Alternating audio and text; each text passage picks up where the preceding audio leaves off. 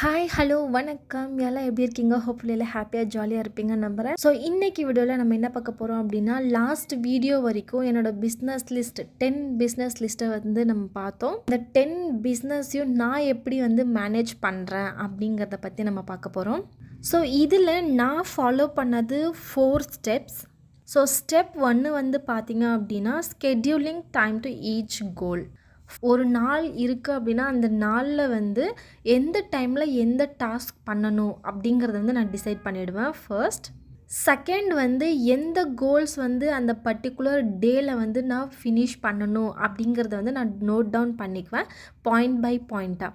So இதுக்காகவே நான் வந்து செப்பரேட்டாக புக்ஸ் வந்து நான் மெயின்டைன் பண்ணுவேன். அது வந்து டைரியாக இருக்கலாம், இல்லை ஏதாச்சும் நோட்டாக இருக்கலாம், இல்லைனா ஷீட்ஸ் மாதிரி கூட யூஸ் பண்ணிக்கலாம், இல்லை அப்படின்னா நம்ம ஸ்டிக்கி நோட்ஸ் மாதிரி கூட நம்ம வந்து யூஸ் பண்ணிக்கலாம். ஸோ நான் வந்து இந்த மெத்தட்ஸ் தான் ஃபாலோ பண்ணுறேன். நான் இதுக்காக 3 மெத்தட்ஸ் யூஸ் பண்ணுவேன். ஒரு டெய்லி டாஸ்க்கு நான் டைரி யூஸ் பண்ணிக்குவேன். அண்ட் தென் ஏதாச்சும் இம்பார்ட்டண்ட்டான கோல்ஸ், அதுக்கு வந்து அந்த கோல் வந்து டைம் எடுக்குது ஃபினிஷ் பண்ணுறதுக்கு அப்படின்னா நோட்டில் வந்து எழுதி வச்சுப்பேன். ஸோ அதை வந்து ஃபினிஷ் பண்ணுறதுக்கு. அண்ட் தென் ஸ்மால் கோல்ஸ் அப்படின்னா நான் வந்து அதை ஸ்டிக்கி நோட்டில் வந்து பேஸ்ட் பண்ணிவிடுவேன். ஸ்டிக்கி நோட்டில் வந்து எழுதுறது எப்படின்னா, ஷார்ட் டைமில் வித்தின் 5 to 10 minutes அந்த மாதிரி எடுக்கிற டாஸ்க்ஸ் எல்லாமே வந்து நான் ஸ்டிக்கி நோட்டில் நோட் பண்ணிவிடுவேன். ஒரு சில டாஸ்க் வந்து 1 hour 2 hours அந்த மாதிரி எடுக்கும். ஸோ அந்த மாதிரி டாஸ்க் எல்லாமே வந்து நான் டெய்லியில் நோட் பண்ணிக்குவேன். அண்ட் தென் டேஸ், ஒரு பர்டிகுலர் கோல் வந்து நிறைய நாள் தேவைப்படுது. For example 1 day 2 day 3 day. So இந்த மாதிரி டைம் எடுக்கிற கோல்ஸ் எல்லாமே வந்து நான் நோட்டில் மார்க் பண்ணிப்பேன். அண்ட் தென் இன் பிட்வீனில் வந்து எனக்கு ஏதாச்சும் அதர் ப்ரோக்ராம்ஸ் இருந்துச்சு அப்படின்னா ஸோ அதே எல்லாமே வந்து கால்குலேட் பண்ணி நான் டைரியில் வந்து நோட் பண்ணிக்குவேன். ஸோ ஃபைனலாக வந்து நான் ஃபாலோ பண்ணுறது என்ன அப்படின்னா, இது எல்லாமே செய்தாலும் கூட இவாலுவேஷன் அப்படிங்கிறது ரொம்பவே இம்பார்ட்டண்ட்டு.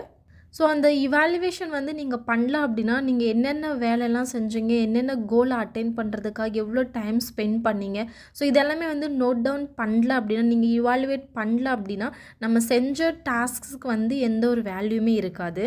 ஸோ நீங்கள் ஃபினிஷ் பண்ண கோல்ஸ் எல்லாமே நான் சொன்னேன் இல்லையா, ஸ்டிக்கி நோட்டில் டைரியில் நோட்லலாம் எழுதி வச்சுருக்கோம் இல்லையா, முடிஞ்ச அளவுக்கு டெய்லி இவாலுவேட் பண்ணுறது ரொம்பவே நல்லது.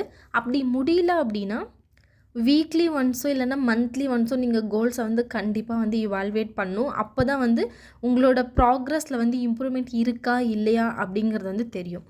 ஸோ இந்த டைம் மேனேஜ்மெண்ட்டில் 2 விஷயம் இருக்குது. இந்த 4 ஸ்டெப்பும் போக 2 இம்பார்ட்டண்ட்டான விஷயம் இருக்குது. என்ன அப்படின்னா, ஒன்று வந்து அட்வான்டேஜ், இன்னொன்று வந்து டிஸ்அட்வான்டேஜ். ஓகே, அட்வான்டேஜில் என்னென்னு பார்த்தீங்கன்னா, நம்மளோட பிஸ்னஸ் வந்து நம்ம நெக்ஸ்ட் லெவல் கொண்டு போகிறதுக்கு அந்த குட்டி குட்டி கோல்ஸ் வந்து நம்ம மீட் பண்ணிட்டு வரோம்ல, ஸோ அதில் கிடைக்கிற ஹாப்பினஸ். ஓகே, இன்னொன்று என்ன அப்படின்னா, நம்மளோட பிஸ்னஸில் வந்து இன்வால்வ் ஆகும்போது நம்ம மற்ற எந்த ஒரு திங்ஸ், நம்மளோட சர்க்கம்டென்ஸில் நம்மளை சுற்றி என்ன விஷயங்கள் இருக்கோ அதுக்கு வந்து இம்பார்ட்டன்ஸ் வந்து கம்மியாக இருக்கும்.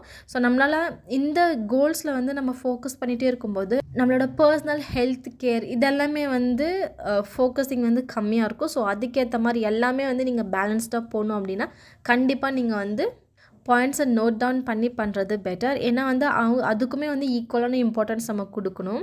ஏன் அப்படின்னா நம்ம பிஸ்னஸில் அதுவும் வந்து ஒரு ஃபேக்டர். ஓகே, நம்மளோட ஹெல்த்துங்கிறது ரொம்பவே இம்பார்ட்டன்ட். நம்ம கோல்ஸில் ஃபோக்கஸ் பண்ணும்போது நம்ம ஹெல்த் வந்து ஸ்பாயில் ஆகிறதுக்கான ரொம்பவே வந்து சான்சஸ் அதிகம்.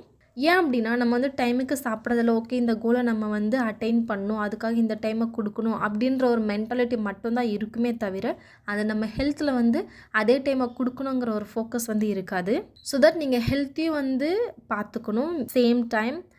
அதுக்கப்புறம் வந்து ஃபேமிலிக்கும் வந்து நம்ம கண்டிப்பாக வந்து டைம் கொடுக்கணும். ஏன்னா இத்தனை கோல்ஸும் நம்ம பண்ணுறோம் அப்படின்னா அது எல்லாமே வந்து நம்ம ஃபேமிலிக்காக தான் கண்டிப்பாக.